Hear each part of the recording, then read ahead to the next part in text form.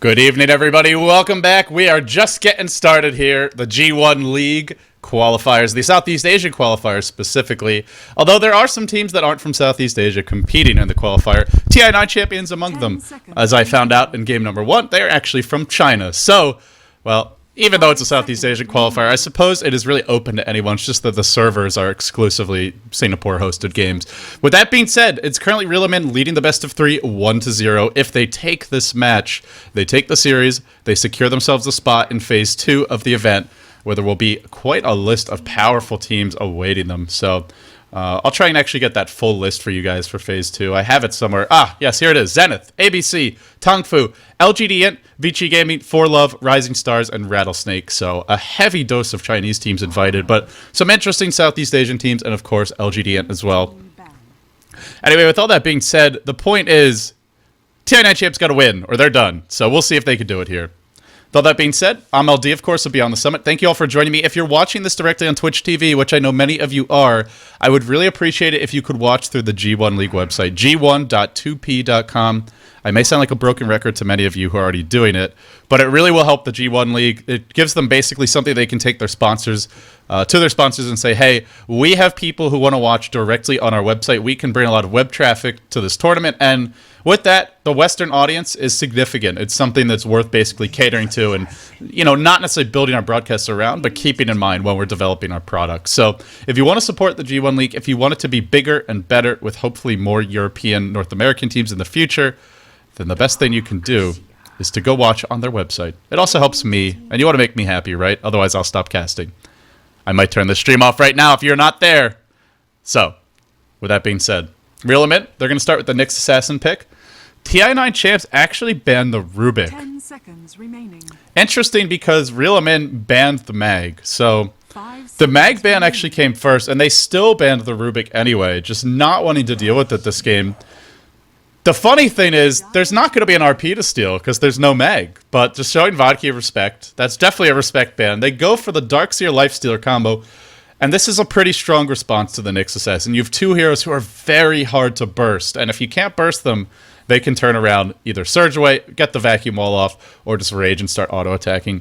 Lifestealer, also a great counter to Nyx Assassin because he has rage. And with rage, you can just open wounds him, go to work with the rage. You don't have to worry about getting Spike Carapace done.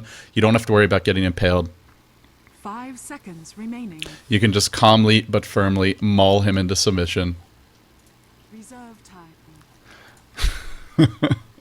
Apparently the Chinese netizens agree that I'm a good caster, but I lack hair. That's okay. Gods is a bad caster, but he has enough hair to make up for it. Oh, snap. Between Gods and Lumi, I think we got hair covered here at BTS, so I'll just stick to casting. I actually have a decent amount of hair. It's really not as bad as pictures make it look, I swear. But yeah, anyway. I may go bald at some point. I'm okay with that. That's why I'm going to the gym. Gonna get swole, gonna look like Vin Diesel. Just need a few years for that. But with that being said, TI9 champs are really potent opening. They go back for the Lifestealer, they go back for the Lone Druid. They have 3 incredibly hard to kill cores, who also, by the way, are very good at pushing scale well with items. I would love to see them. I mean, the only issue is they don't really have a great partner for the Lifestealer. Darkseer's okay, but he's not really fantastic. Ideally, you'd like to have something like a Queen of Pain, a Storm Spirit, a Prophet. Maybe they could fit a Prophet into this lineup if they want to get greedy.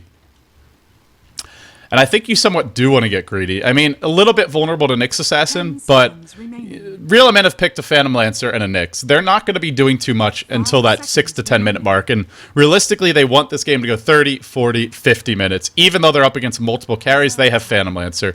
They still want it to go late at the end of the day. So, the Chen ban. Interesting. I think that's smart because I mentioned getting greedy with a Prophet. A Chen's another hero you can get greedy with. He's a good 5-man hero. He allows you to break the base earlier. Then maybe your Darkseer is the one to build the mech. The Chen builds the Arcane Boots. And you just start pushing around the 10, 15-minute mark. And Phantom Lancer is not going to stop a push by himself. He can counter push. He can stall the game. But they need AoE on their supports. And right now they don't have it. Shadow Poison doesn't really count. I know Winter always brags about how, or talks about how good Shadow Poison can be as a counter pushing spell. But it's really not that good compared to most other heroes. Like what Lina brings to the table, what Leshrac or Keeper of the Light can bring. Shadow Poison's alright. It's something. It's good for farming the jungle, but to actually just stop a push dead in its tracks, you need burst damage to eliminate the creep wave immediately. Otherwise, they're wailing away on your tower. So, Bounty Hunter, the ban now for the TI9 champions. 10 seconds remaining. They want to split push. They want to map control. They don't want to be getting ganked with that Nyx +1, and the Bounty Hunter is an ideal +1. So, a smart ban. There's still Nature's Prophet. Perhaps they'll be the ones to ban the Prophet, because Prophet goes well with Nyx as well. And he goes well with Phantom Lancer. So I actually think if they don't want to pick the Prophet, they should be banning it. And they may just want to ban it anyway. Prophet also a hero who can look to stop pushes with his ultimate, with his Treants. A lot better than anything they have at stalling the game out. So that would be a high priority hero for me. For the TI9 champs, the issue is going to be, who are their supports going to be? There's no Rubik, there's no Shadow Demon, there's no Keeper of the Light. They could maybe go, and they need stuns, because they don't have any. So maybe they think about something like a Sand King here, maybe a Sand King Leshrac combo. Could be an option. It would give them a pretty solid 5-man. The issue is both of those heroes need a lot of levels in farm, and I'm not sure who they would get as sort of a suitable replacement.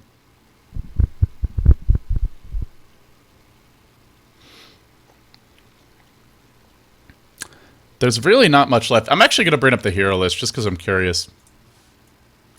I know Valve is sleeping, but in case anyone is actually watching, please make it easy to look at the hero list without losing the draft in-game. Thank you. But anyway, just a small thing I would like to see. We could even see something like a Weaver for Rilimin. They have Phantom Lancer. Weaver could be that strong solo who just constantly applies pressure. He's not going to dominate his lane, but he's a good split pusher, so in a pinch he could fit. There's still that Prophet. Something I think they may go for here. Tinker an option as well. Tinker would actually be great this game, because he can also build an early Ghost Scepter. You can constantly rearm that, and TI9 champions have no way to deal with the Ghost Scepter. So I'm thinking Tinker, I'm thinking Prophet. They don't have a Keeper of the Light, but they need a strong counter and split push.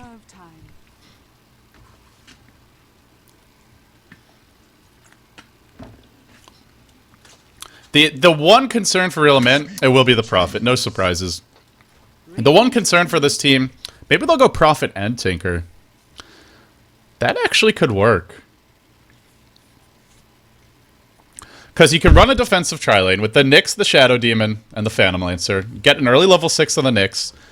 You can shut down Darkseer with that combo. You definitely have enough between Disruption as well as the Impale to actually kill the Darkseer. So that would be a strong defensive tri-lane. Force him into the jungle so he can't disrupt the Peel's farm too much. Your Prophet can just jungle from the start. Doesn't even really need to be in the offlane. There's not much point to doing it.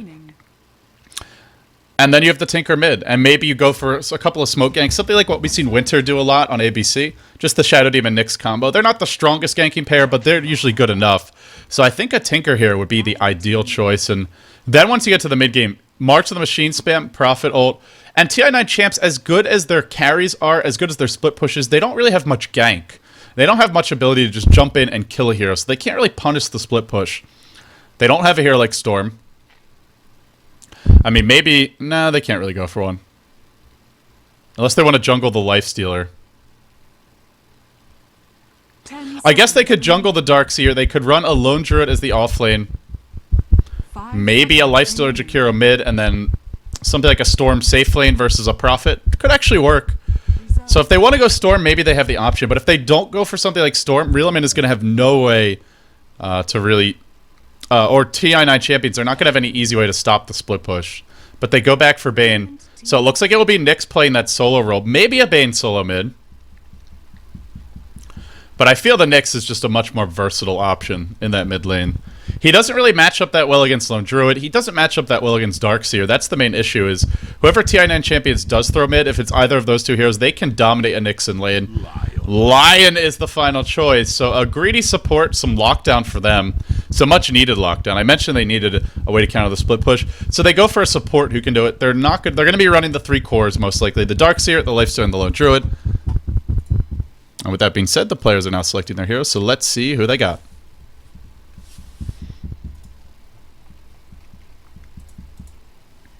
We are going to be having Lippy on the Bane. And last game, Lippy was our support Tidehunter. So we're looking at Famofu Nyx Assassin. So it will be a mid Nyx. Going to be T-Duck in the jungle as the Prophet, or offlane. But I imagine he may just start in the jungle, because they do have some heroes that can kill him off quite easily, with Lion, Twin-Headed Dragon, as well as the Lifestealer or Lone Druid. So with that being said, we'll introduce the teams quickly. On the side of Rilimin, your Oceanic team from New Zealand, from Australia, we have Vodki on the Shadow Demon, Famofu on the Nyx Assassin, Lippy on the Bane, going to be playing that support role, Kux on the Phantom Lancer, and then last but not least, T-Duck heading to the offlane is the Nature's Prophet. On the side of the TI9 champions, not looking like they're quite ready for TI3, so maybe TI9 is a good starting point. We will have Lilith playing the Lifestealer. I believe she was actually a support last game, so a bit of a role switch here. YXL on the Jakiro. Then we have SDN bring up the rear. Are they really going aggressive? Going aggressive with a Lion and a Jakiro. They don't have much damage. They don't have much burst. And they're up against Shadow Demon Prophet. This is a dangerous move. I am fucking pro is going fucking mid as that... I don't know why I just felt like saying that. It's going mid as that Lone Druid. Jun H playing the safe lane as the Darkseer. And over... so towards the bottom lane, we're going to be seeing T-Duck playing that offlane Prophet. So it's going to be Prophet versus Darkseer. Jun H will get absolute free farm. He'll have a very easy time. He can farm his jungle. He can do some pulls. He should have a really fast mech, like 9 minutes in, 10 minutes in, if he's efficient. We'll see if he is. Lone Druid Bear going to be scouting things out. Lippy going to take a haste turn. Are they dual laning? I guess they may be. So they're expecting the Lone Druid or the Darkseer mid, I suppose, and just saying this Bane can't, or this Nyx can't really win that lane by himself. Maybe not. Lippy's going to head top. But the camp is warded off. They're going to be pulling the wave off the bat. A good start for TI9 champs, as Prophet is going to be able to pull the wave. Darkseer actually didn't kill this off.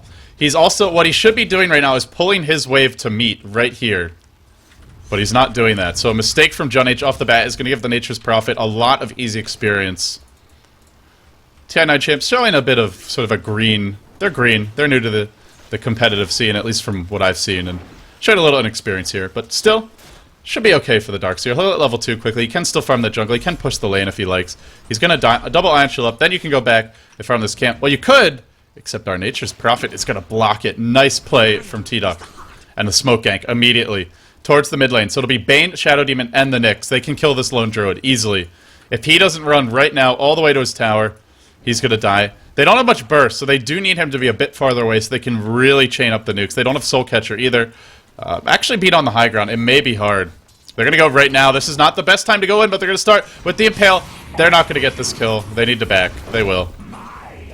Not a good time to go. You want to go when he's down here, when he's over here. They leave Kux alone top lane, and actually, there are sentries. They can maybe find the first blood top. They do stack their stuns a lot, and with that, Kux should be able to just walk away. They'll be fine. Both team supports not really chaining their abilities properly, not really choosing the right times to go in, but with that being said, not a total loss. I mean, call it a pretty much even trade as far as that goes. Left unchecked, though, this Lone Druid, as I mentioned, is going to dominate the lane if he plays it correctly. Famofu is going to have a hard time even approaching the creep wave.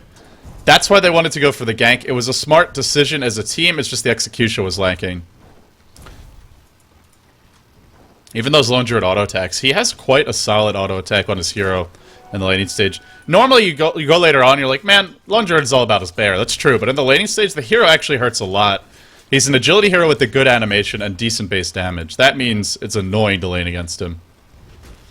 You can see Nyx, with 4 armor, still takes quite a bit of damage. Didn't go for the stout shield early. Is rushing that bottle. It is on the way now. Meanwhile, top lane, the pull is coming out from Rilimin. So early on, Lone Druid, the lead farmer. Lifestealer, close behind, 9 and 8. Or Lilith. Boots now up. Aggressive trialing with the Lion. They're not pulling this camp either, so... Again, just their supports for both teams not really playing super efficiently. If you're going to run the aggressive trialing as the Radiant, you really want to be pulling this camp. You also want to be trying to disrupt the enemy pull so that you can actually pull ahead in CS. But instead, we're going to see a support differential start to accumulate. It's not here yet because they went for that smoke gank, but if it keeps up like this slowly but surely, Rilimin should pull ahead. They're behind now, though, and they're going to go... Uh-oh. They're going to go onto this Lion. Just so weak in the offensive trialing. One of the worst supports in the game, honestly. Squishy, as squishy as a Crystal Maiden, has awful base move speed, has really crappy disables at low levels. 1 second AoE stun with 12-second cooldown. That is not a good stun. You compare that to Light Strike Array, it's 8 seconds. I think it even costs less mana. It's like 70 or 80 at level 1, something like that. In all respects, it's not a great matchup for him. But the good news is, well, they have a Darkseer who should be getting free farm. He's actually not playing that efficiently, though. He's not pulling at all. Prophet blocked his camp earlier. He's not stacking. What you really want to do is just push the lane as hard as possible and then go farm your jungle. So you can basically farm 2 places at once. It's the same thing that we talked about when you're on the off lane. It's just pull this camp, farm 2 camps at once. You can do the same here on the Radiant. Just push the lane and then go farm here. So you can basically get the lane and the jungle farm, but he's not doing that. Some inefficient play across the board. I hate to sound like a negative Nancy, but it's my job to point these things out, guys.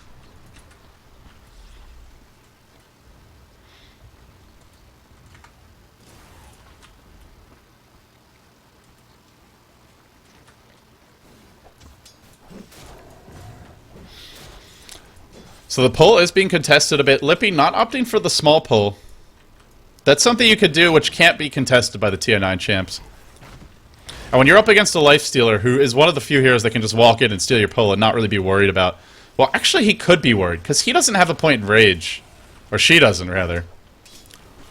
Not a big fan of this build either. You really want a point in Rage. You're up against a lot of disables. Meanwhile, mid lane, Famofu not having fun. That's level 6 in Lone Druid, surprisingly not in ult form. He'll want to be there. If those supports go off the map top, he should definitely pop into his ult. Famofu's level 6. He can burst him down now. But the auto attack's just not even going to scratch a Lone Druid, who has 8 armor with Tranquil Boots. Things really, overall, looking okay for Rilimin. I see the Radiant with a slight gold lead, slight experience deficit, but I would say this is what Rilimin wants. Because their laning stage, not very strong. Whereas TI9 champs, aside from the Lion, have incredibly strong laning heroes. They should be getting more out of that safe lane than they are. Phantom Lancer's not really farming, but he's getting something, and they have a Prophet. Prophet can join that tri-lane, get easily, you can kill off the Lion. The Twin-Headed Dragon, a potential kill as well. You're probably not going to kill the Lifestealer, but if you kill the 2 supports, you're going to be in good shape. Finally, we see a point in Rage at level 4. They will want to start to create some pressure around the map, though. You have a level 6 Nyx, you have a level 6 Prophet. This is your window to gank that top lane. Buy a smoke, buy a TP scroll. Once he has a rune, he'll look to go. Prophet ult, there's your fight top. Bounces through. Nobody dead yet, but Vodki dropping low. He'll be the first one to fall. The kill is going to come the way of... Or sorry, actually the Lion the first one to fall. Vodki is the counter kill. Now into the Jakiro, who will drop quickly. And now Lilith, last but not least. The tri-lane in disarray. All 3 heroes dead. No surprises there. Just the Prophet ult was all that needed. All that was needed. Meanwhile, mid lane, Famofu manning up, but cannot quite get the kill on the Lone Druid. Who now is going to wish he had been sitting in ult form that whole time, but... We'll go into it just in the nick of time. Because of that, I Am Fucking Pro has to go back to base. So, pretty much like I said a second ago, is they're losing the lanes a little bit, but TI9 champs need to be winning them a lot harder than they are. Especially running the aggressive tri-lane. If they were going defensive tri-lane, that would be okay, because Lion can get a really fast level 6, then you can start putting pressure on with him, with his Finger of Death, with some cleverly timed smoke ganks. Only 6 CS a minute on a safe lane Darkseer. It's actually quite low.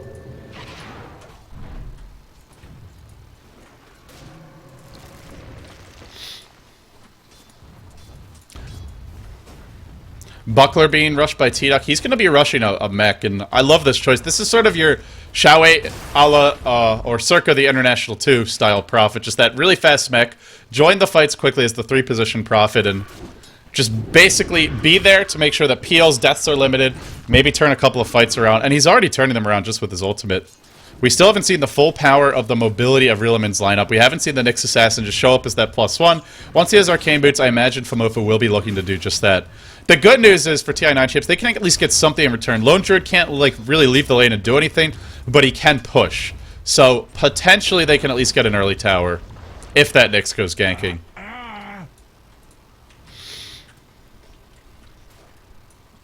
Now Famofu is going to pick up his Arcane Boots, and at the same time, a double damage rune will be spawning top. Not secured yet by I Am Fucking Pro. You really want to be scouting the top rune with your bear just constantly, so you can either deny it or take it for yourself. Or save it for a teammate. The mech coming soon on John H, but a mech on the Prophet is a much bigger deal. He could be anywhere. Darkseer can't. And he's the stronger in this matchup.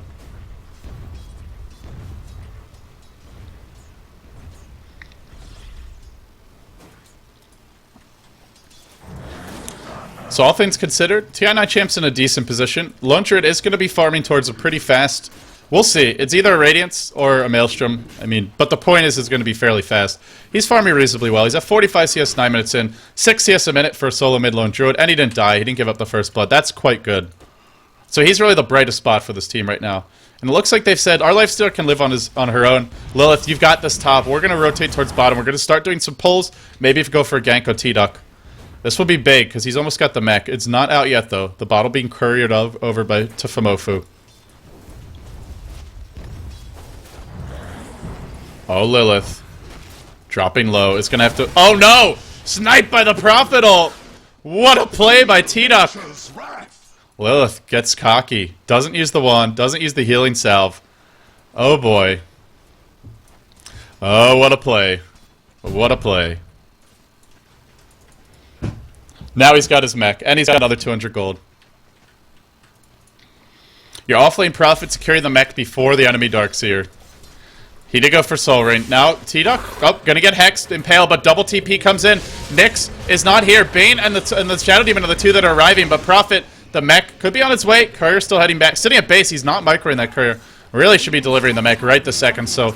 Well, we'll see. Famofu goes in, looks to go on John H. There's an impale, not going for it yet. That's only a one-hero impale. Famofu does not really hit anyone else. Unfortunate from him. Now Lippy to fall. Without the mech, without the multiple hero impale, the fight actually not looking that good, but Famofu has an invisor, and the Prophet could maybe buy back. Does he have it? No, he's short. Radiant's top tower is under Meanwhile, as soon as Nyx leaves that lane, Lone Druid to push, Phantom Lancer to farm. So the trades for both of the carries. But the big issue there, Prophet was not sending himself the mech, had quite a bit of time to do it, and Famofu missed the multiple hero impale. He was also just late to join the fight. He ran all the way down there. I thought maybe he should have just TP'd, but he wanted to go for the backstab to cut them off. Now he's going to try to get this tower deny mid. It is in deny range. If Lone Druid gets this, he's going to be getting fairly close to his relic. It will be denied by Nyx. Nice play from Famofu. Here comes the rotation in, the retreat back. 3 heroes converge on the middle lane. Looking at the vision quickly for the Radiant side. They actually have good vision, and Lone Druid's a hero that needs it. He's not like a Queen of Pain or TA where he can kind of survive on his own. So, smart play by the supports of the TI9 champs. When they rotated from top lane towards bottom, they did manage to place some wards along the way. So the 2 mechs are now out. Dire's bottom tower is under attack. And with that, both teams will probably start to go for some pushes. They do catch the Darkseer top lane. He's disrupted. He didn't vacuum. Now we'll vacuum the min hit, but he's likely to fall. The Prophet ult secures the kill. Didn't vacuum to remove those trees for quite a while. Tower is under attack. I think he may have gotten purged, though. So, wouldn't have been able to surge away from the looks of things. Probably already used it. Still. Another kill. And meanwhile, T-Doc TP's bottom. He doesn't want to give up a tower for free. Famofu pressuring mid. Pushing that Lone Druid, whose bear is back at base. Is he going to go phase? Is he going to go Radiance? Radiant's top tower is under It's attack. probably a Radiance game. You need your Lone Druid to get fat. Oh, Prophet gets stove bottom lane. They pick him off. 6-4 now. And they get the tower. Destroyed by the Radiant. But now Famofu, with the backstab, walks into a Sentry Ward. Needs to Carapace here, but there will be a rage in 2 seconds' time. He can't. He'll die. He had a moment to Carapace, just didn't do it. I think he assumed the Lifestealer had rage and that he was dead anyway. But could have potentially turned that fight, at least cut off the line. So a blunder from Famofu. A pick off on the Prophet. The 2 solos dead. The TI9 champs getting some action here. Pulling ahead in terms of gold. Up to about 2.5k gold lead. Down on experience, but that doesn't matter much. Kux is farming, though. This Phantom Lancer is getting pretty much uncontested free farm. He is the lead farmer in the game, in fact. Because I think he got the last hit on the tier 1 top. He did. So that pulls him back in front.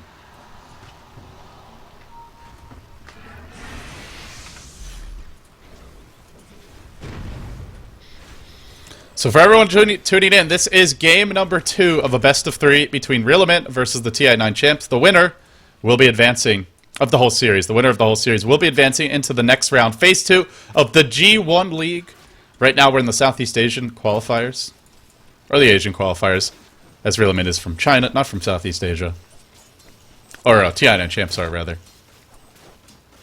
So if Rilimin win this game, they're in. If they lose, we go to a deciding game 3. And now the armlet comes out on the Lifestealer, Lilith to pick that up. Not the fastest farm, but pretty solid. Armlet, phase boots, 72 CS of 14 minutes. Lilith's been fairly active around the map, 2, 2, and 3. A couple of deaths slowing her down. Also the fact that her supports left her alone top, and the fact that she didn't go Midas because they wanted to aggressive tri-lane and contest that PO.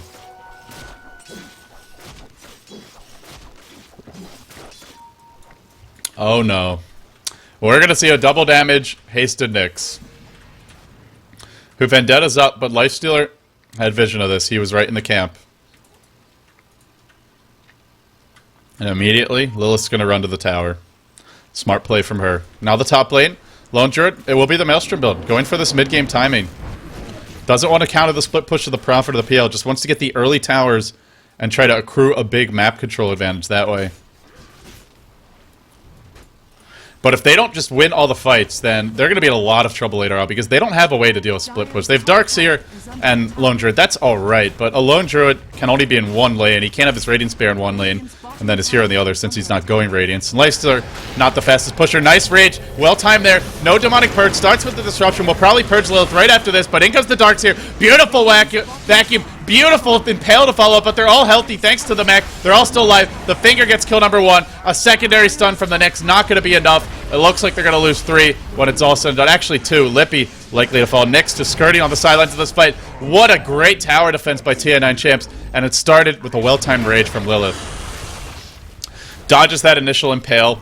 Then mans up. Shadow Demon never dropped the Purge until it was too late. By the time he dropped it, the fight was lost. And now the Lion has a blink. What a fast blink for SDN. Doesn't even need Mana Boots because he's got the Arcanes on the Darkseer. It's going to be a bit short on mana, but this is a big item. This can really punish split pushing. You rarely see a blink this fast on an off-lane, tri-lane support line, but he's 4-1 and 3. That's why he's got it. Meanwhile, top lane, there will be a Purge. Vodki cannot use that Disruption too early. Now there's no mana for TP. He's actually just going to get an easy kill on I Am Fucking Pro. Down he'll go. Overextends, trades his life for that of a tower. But this blink on Lion. With a blink on the Lion, they can just pick anyone off. Now it's going to be Rilimin who have to be very careful. They're likely to lose their Prophet here. A Hex and Impale, he's dead. Surge to start, open ones to follow. No way out for you, sir. Oh, throws the Impale when he didn't need to. Cux throws in a Lance. Lion blinks, but that doesn't disjoint the Lance. It will still follow you. Diffusal Blade's coming soon. But I don't know if it'll be fast enough. If you're going to give away these heroes, this is a good play to play. You want to be aggressive. They didn't go for Storm. They went for another support. They chose to put that Lone Druid as their solo mid. They chose to run the 3 cores basically and not jungle the Darkseer, which was an option. So instead they picked up an extra support, but they picked up one that can be like a Storm, which I mentioned earlier. That is an important type of hero to have against Rilimin's lineup. A hero that can just jump in and kill your split pushers. The heroes they had could not do that. Lifestealer's not going to do that. Darkseer's not going to do that unless he gets a Hex, which is a massive amount of item to farm. But Lion with a blink, now they can counter the split push. So the way they're playing it, very smart. And the fact that he rushed it, I really like this choice. We'll see, though. It is still a Phantom Lancer and a Prophet. It is still one of the most annoying split push lineups in the game.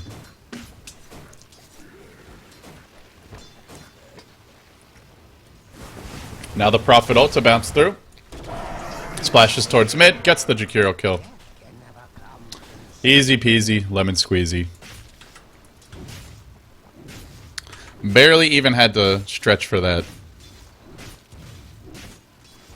And every time they find a kill like that, that creates a lot of space for the Phantom Lancer. Because if you're TI9 champs, you really need your Lion and your Twin-Headed Dragon to take these fights. They are your 2 only sources of disable. Darkseer, Vacuum doesn't count. Entangle, not reliable. And now we're going to be seeing the phase boots after that Maelstrom, so going back for those. Unless he's thinking Armlet Bear, but I do not approve. I like the phase. It's really good for against a hero like Prophet. You can't actually tree block the bear. The bear can just phase right through them, continue chasing freely, and that's actually very important. Also for PL Illusions. He's going to catch out Lippy here, and Entangle would be probably death for Lippy, but no Entangle just yet.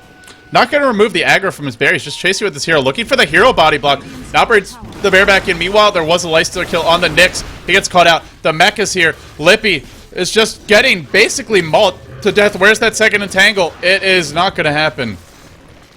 Now T-Duck on the run. Gets blocked by his own creeps. T-Duck tries to TP out. If he gets entangled, he will die. No, he gets a vacuum. That was available. And now the TP attempted, but down he'll go. Wastes the TP scroll and throws away his life. Now the surge on the bear. That's one fast bear. That is super obnoxious to play against. Blink it from the lion. Hex to follow. Entangle is there. 3 kills. The only core that's alive right now is the Phantom Lancer. And that's devastating. So Famofu, there was a Radiant Ward here. It looks like he got picked off trying to go for that bottom rune or trying to run away from it. He seems to be saving for a blink of his own. I imagine a blink hex from the lion started that initiation mid. Probably how it went down. It's their most reliable way to initiate, and that's big. There is defusal up on PL, which we saw picked up about 2 or 3 minutes ago. Now the drum's complete. Something on the courier for him, perhaps? Yep, upgraded defusal. He's been listening to gods. Gonna get that right away. It won't accelerate his farm, but it'll help him more in the fights. Wow, look at that upgraded defusal. Look at the damage on that upgraded defusal. Oh boy. But Kux gets entangled. Kux is in trouble. He's mech'd up by the Prophet. He doesn't have mana to topple walk. He will be disrupted. Can he get out of this one? He can't. The Prophet ultimate splashes through, but doesn't really do enough. Now on the way out is Vodki. Meanwhile, in the middle of the fight, it's the Lifestealer who will be just manning up, killing off Famofu. Famofu, the one who really overextended there. Now Vodki, the bear resummoned, still chasing him. These chaotic team fights, exactly what the doctor ordered for the heavy chasing power of the TI9 champs lineup. Rilimin want to be split pushing. I'm really confused why they're coming to the fight. Even an Aegis, something I'd be okay with giving up if you're getting tier 2s, you're getting tier 1s, but they're just trading kills and not split pushing. And that is the worst possible situation for them. Looking at about a 10k gold lead, a 7.5k experience lead. Basically a massive advantage for the TI9 champs. This will be the armlet bear. Well, at the rate they're going, maybe it is the right item. Won't help you break the base, but not nearly as much as an Assault Crest, but will just help you basically fight now. And that's what they want to do, is keep on fighting now. Aegis on the Lone Druid. YYF build on the Lifestealer. Lilith going for the Sanji Yasha. Pure move speed for him.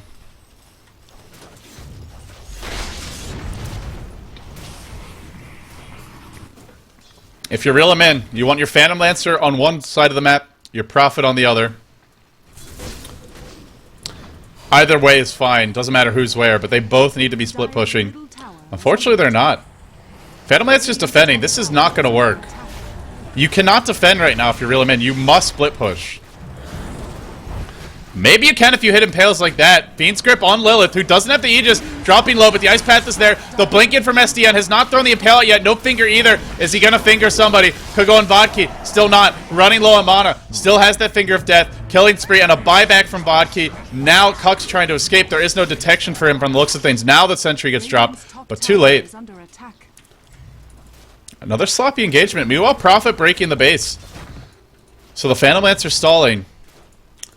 This is going to drive them back. So at least one hero was split pushing during this time. They could have gotten more had the Phantom Lancer been there, had he been bottom.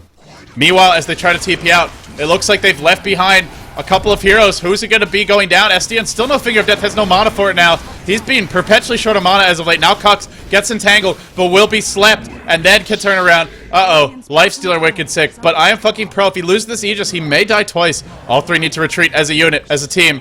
The bear scouting things out, keeping them safe. They will escape. They keep that Aegis. Crucial for them. The armlet on the hero, actually, not on the bear. Now it goes back on the bear. He may have... I think I am fucking pro may have given that to his hero in the middle of the fight, just to allow him to armlet toggle and live. Not 100% sure. It also could have just been delivered to his hero, as I didn't see what initially happened in the midst of that chaos. Prophet did go down. Has not really progressed on items in a while. He got the Midas, he got the power charts, but that's it. 23 minutes in, this is not much farm for a Prophet. The reason is he keeps on dying. 3, 5, and 6. He had a great start, but it slowed down a lot. And Jakiro is pinging a gem. Whose gem is that? Radiant's middle tower Ah, is our under Lion attack. has Arcanes now. Now SDN will have mana. Would like to see him be a little more liberal with that Finger of Death. It's got a long cooldown, sure, it's an important ability, but you just want to pop someone immediately. Ideally, I hear like the Nyx Assassin. Maybe even the Shadow Demon, but the Nyx would be probably target number 1. The PL perhaps, but it's so easy to just select the wrong one, so a bit dangerous to go for that. Diffusal 2 has been up. Is he close to anything else? Yasha could be coming soon. That'll accelerate the split push. TI9 champs are going to go right back down mid. They actually are going to use Lion as an infest bomb.